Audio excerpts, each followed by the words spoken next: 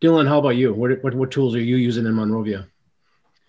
We have some software and formatting tools that we use to measure our different communications.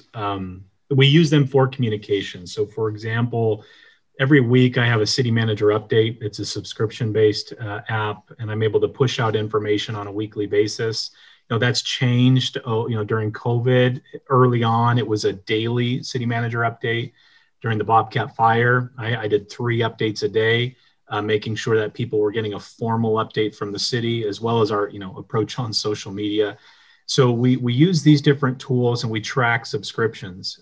When I first began a little over a year ago, uh, we had about 800 subscribers in a town of 40,000, and they tended to be long, kind of updates on here's everything going on in the city.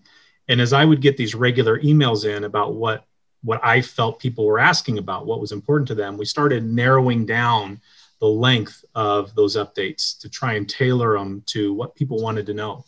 And over the course of the last year, we've seen our city manager update subscriptions go. They've more than doubled in subscriptions. Nixle is our emergency communications tool. Same thing. We don't abuse Nixle. We've used Nixle for, announcing there's an evacuation warning in place, announcing there's still an evacuation warning in place. At one time during a wildfire fight, we needed to tell residents to conserve water. And so, we issued a Nixle alert to tell every resident to turn off your water and preserve it because there's a huge firefight on the hill going on. This is your way to fight the fire. And I'll be darned, we had residents literally like stop taking showers and walking around proud that they hadn't taken a shower in 3 days. And it was a great way for people to communicate and share stories.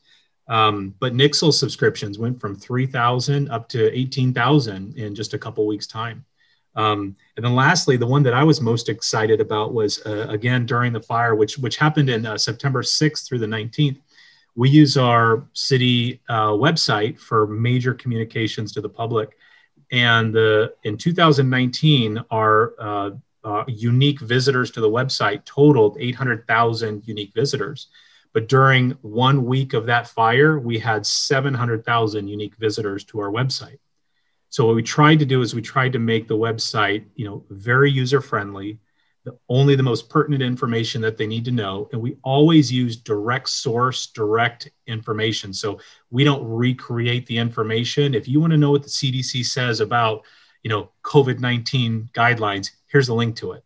And we would send people there and get them connected to the information they were seeking as quickly as we could. And I think that's how we tried to shape our engagement practices moving forward. That's very impressive. I picked up a couple of things on that, just the increase in the amount of attention on virtual connections. But the other thing that's ringing through to me with Monrovia is just kind of the multifaceted approach that you've taken to your overall engagement. That's very impressive.